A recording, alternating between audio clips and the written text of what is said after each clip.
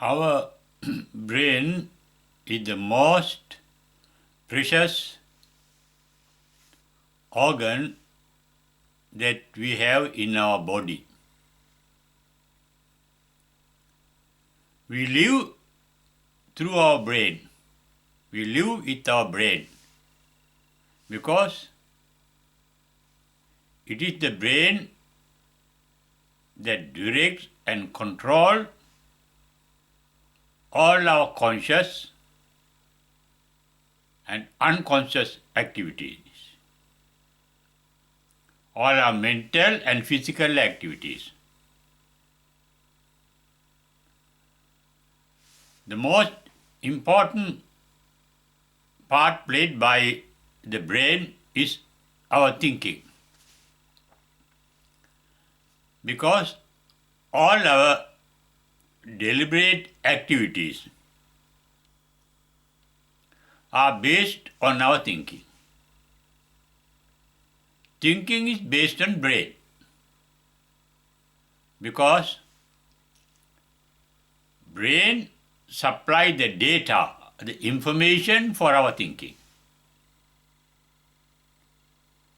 In fact, brain is the hard disk in our body that has preserved, saved all the information that we call knowledge that we have gathered through our sense organs. Therefore, our brain is a reservoir of knowledge that directs our activities. Living is a series of activity. We cannot live without the brain. Brain dies, and that is our death. Our death is the death of the brain. Brain dies after the heart dies, because it is the heart that supply oxygen with the blood that the heart pumps into the brain. When the pumping in the heart stops, the brain does not have a supply of oxygen for its activities to be active. Then the brain dies. And that is our death.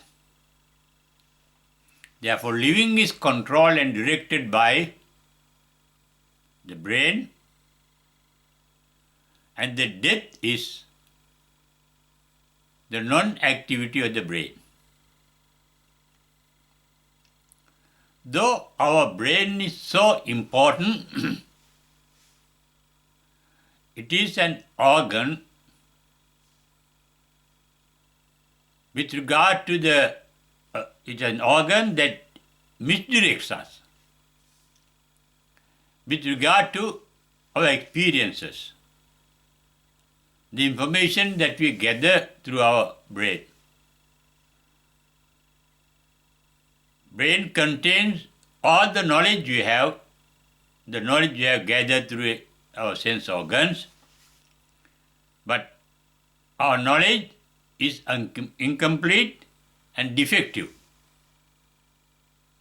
because the suppliers of information to the brain are our sense organs that have no capacity to know the truth or the reality of anything that we experience. Their capacities are limited. For example, the capacity of the eye is limited. We can't see all the colors in the rainbow. Our vision is limited. Our hearing is limited. Our smell is limited. We can't smell even what a dog can smell. With these limited capacities, our sense organs supply the brain with imperfect knowledge. Therefore, the knowledge gathered and saved in the brain is our ignorance. There is more ignorance in our brain than knowledge. Even an expert on a particular subject has only limited knowledge of the subject that is expect to be an expert on. What he does not know about the subject is much more than what he knows. Therefore, even an expert is ignorant. In fact, the knowledge gathered in the brain, preserved in the brain, saved in the brain, is more ignorance, as I mentioned earlier, than knowledge. The ultimate reality, the truth, the brain cannot know the reality, nor our mind. The mind is a screen into which the brain projects information, and mental images are created in that screen called mind. And we can experience only those images. Mental images are illusions. They are mirages. They appear to be real, but they are not really real. We have the image of our father, mother, brother, sister, wife, husband, etc. But they are only images. Like the image in a picture, like the image in a computer screen, TV screen, cinema screen. They are reflection, like images in a mirror. Though they appear to be real, they are not actual realities. Therefore, our brain is a reservoir of ignorance. It is this ignorance that we call our knowledge that covers the ultimate truth, the ultimate reality or the truth that we call nirvana. Nirvana is behind the brain. We have to penetrate the knowledge, information, in the distorted information in the knowledge to find out the ultimate truth called nirvana behind the brain. This is what happens at the enlightenment. Enlightenment is realization of the ultimate truth called nirvana beyond the brain.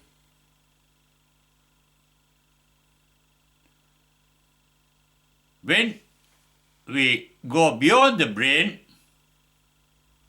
all our thinking stops. Even the Buddha said in his first paean of joy after enlightenment, at its enlightenment, thinking ceased. His words are, in the first paean of joy, visankara gatan chitta. The thought process, formation of thoughts, the thinking process came to an end. Our mind is nothing but our thinking process.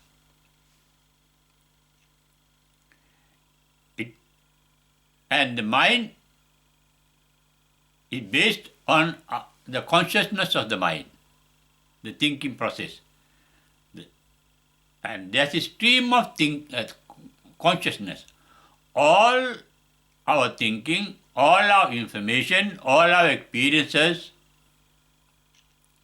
are recorded in the stream of consciousness.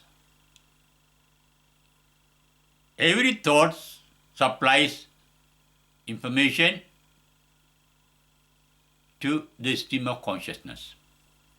That is how we become conscious of our thoughts and feelings. It is this stream of consciousness, this reservoir, that has come to us from life to life.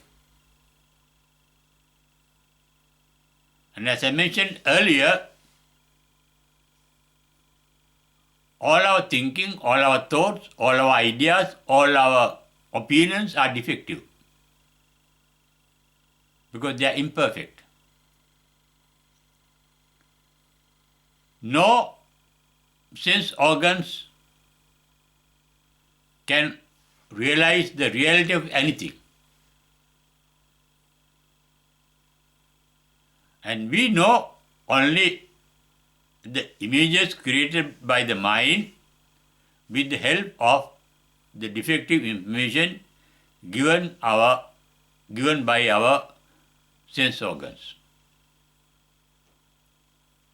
Thinking is creating thought forms.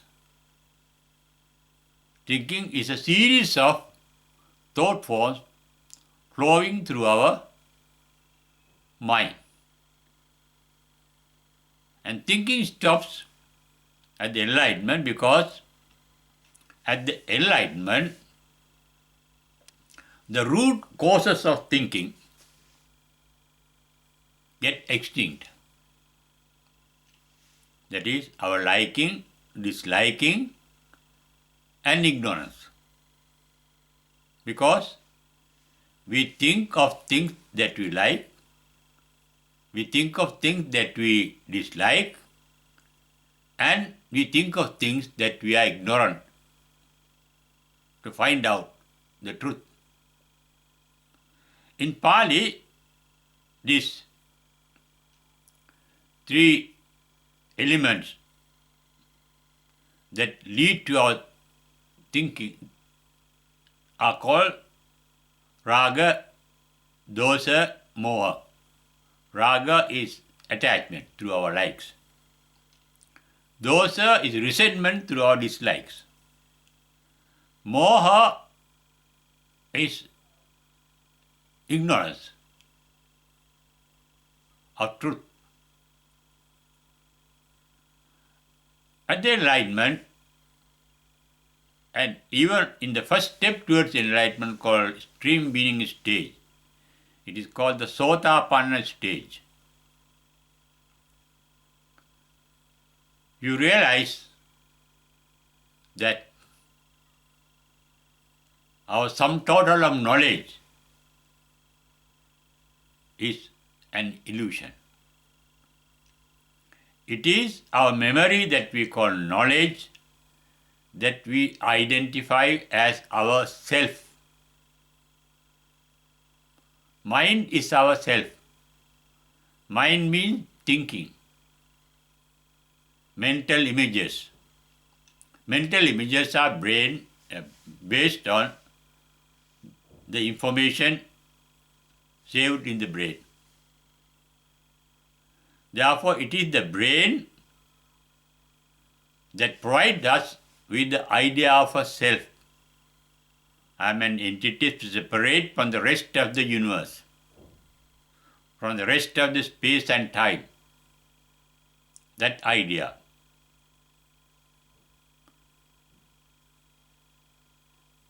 At the stream being stage, one realizes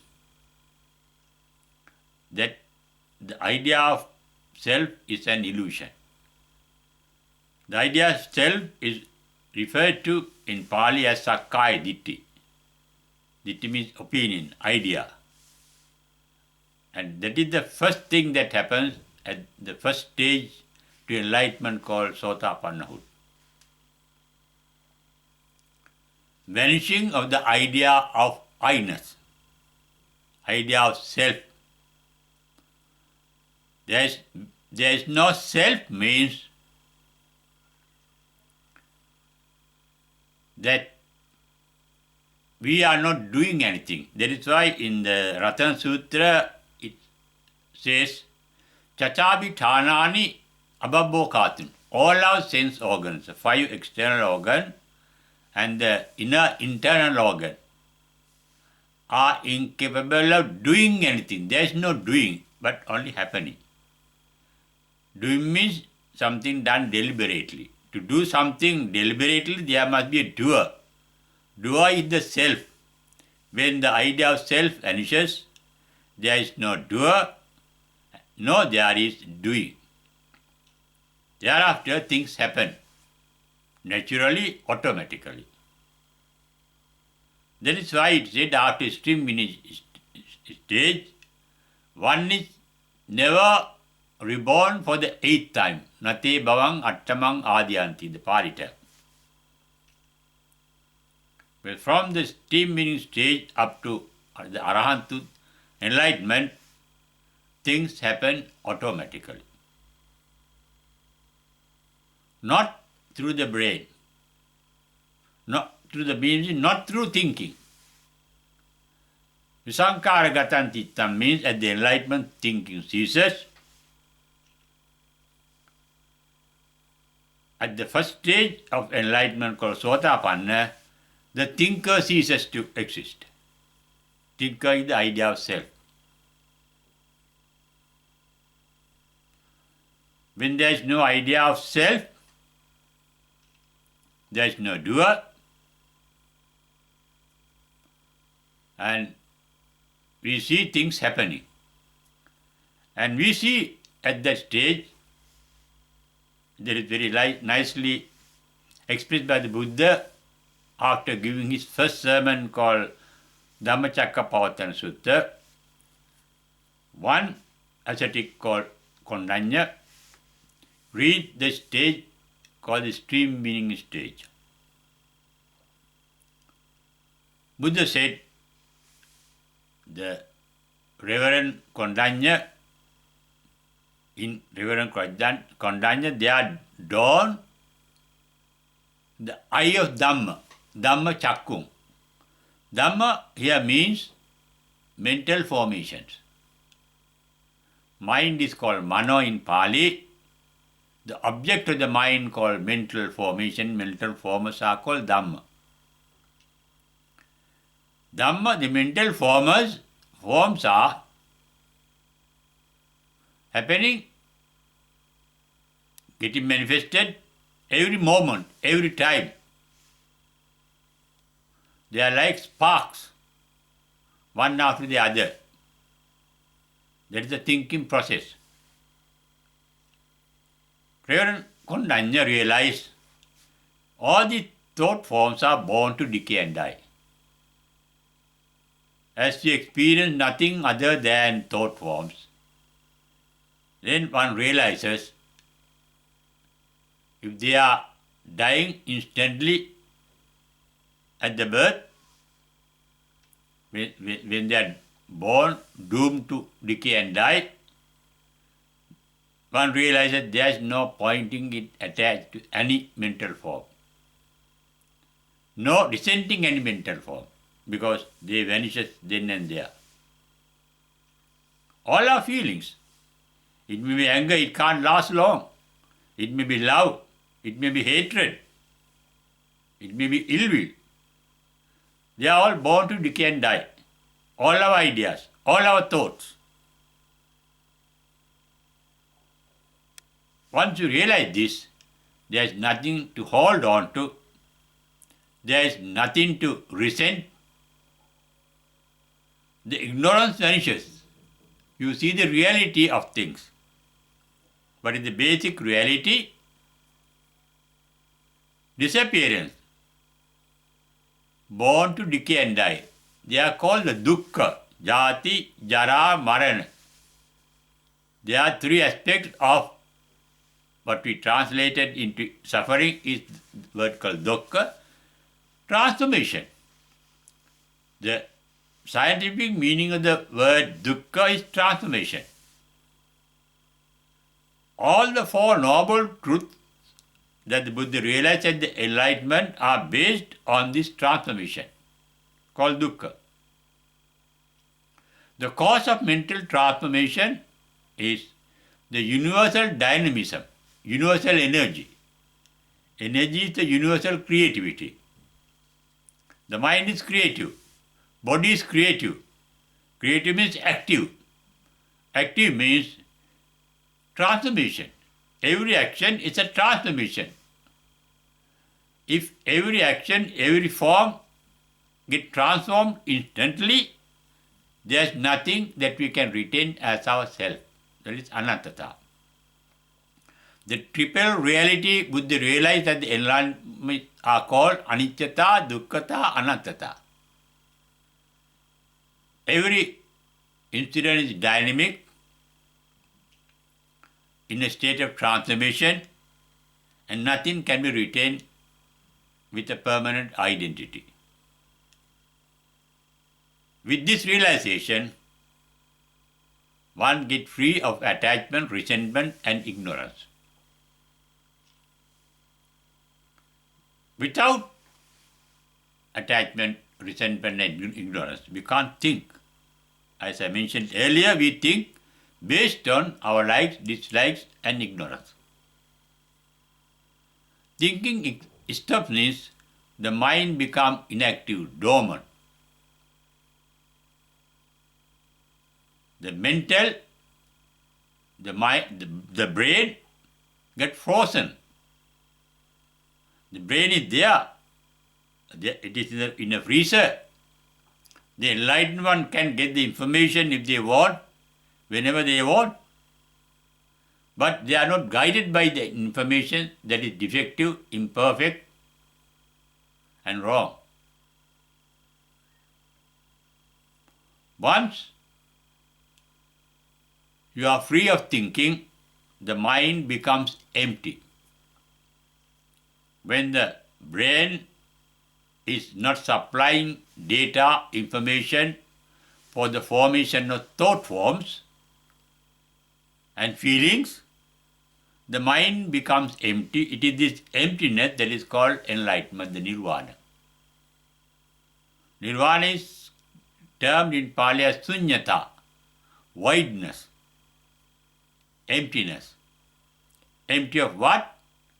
Empty of thoughts and feelings.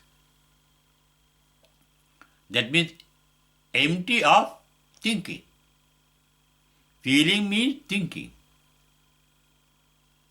No thoughts formation. All thoughts carry feelings associated with them. When thinking stops, feeling too stops. The mind becomes free, becomes an empty mind. Then one can see beyond the brain. Beyond the brain means the wrong information and wrong images, imperfect images, defective images provided by the brain ceases to get manifested after enlightenment. Then one sees the ultimate truth called nirvana behind the mind, behind the brain. Mind has two main activities. At the enlightenment, thinking activity ceases, but sensation is there. Even the arahants, the enlightened ones, become aware of sensation. But they don't feel anything, they don't think about them anything. They don't think. They see, they know, but they don't think. They are free of all prejudices. That is what is said at the end of Karni Metta Sutta. Dittincha anupagama silava. Mind is free of prejudices, ideas, wrong ideas formed by the brain, informations given by the brain. Free from that, dasanena, there is a seeing. Here seeing means sensation. That is called sanya vedaita in Pali. That too ceases in the trance called sanya vedaita nirodha.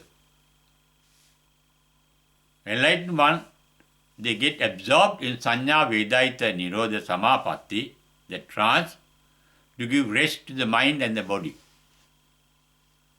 Because knowing is also exertion of mental energy. Knowing means sensation, awareness of sense stimulations ceases in that particular trance. After final passing away, there is no sensation also. The body too dies. Thinking dies at the enlightenment. The mind that becomes aware of sensation too dies at the final passing away called parinibbana.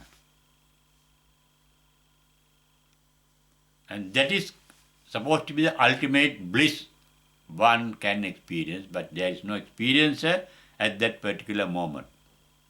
Because according to the Buddha, in his first sermon, he said, our suffering, dukkha, is nothing other than our thinking. Sankittena panchapadanakkhandhavi dukkha.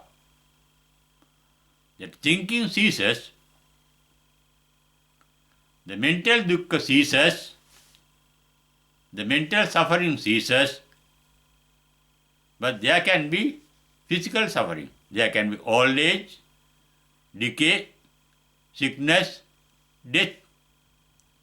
But the enlightened ones do not feel suffering because they accept things as they are. That is called yatha bhuta jnana darsana. They see these things as they are, and yatha labha santutti, they accept things as they are. That is possible when the brain ceases to misdirect us through its wrong information of the reality. Once we know the reality, the brain cannot misdirect us. And that is enlightenment. Therefore, enlightenment is final escape from the brain. Freedom from the brain. Freedom from the information called knowledge. Not only knowledge, but our instinctive capacity called wisdom. Wisdom too is a product of the brain, product of the mind. The mind becomes free of all mental activities. The mind gets deactivated and it becomes free. It becomes free means it becomes free of the influences, the conditioning caused by our brain. Thus, enlightenment is realizing the ultimate truth behind the brain. We all have the capacity to realize that ultimate truth by becoming free of our brain. Becoming free of brain means become free of thinking. Even on the path to enlightenment, the shortest cut given by the Buddha to an ascetic called Bahya, Buddha's advice was, whatever your sense organs become aware, do not think of them. When you see something, just be aware. Don't think of what you see. When you hear something,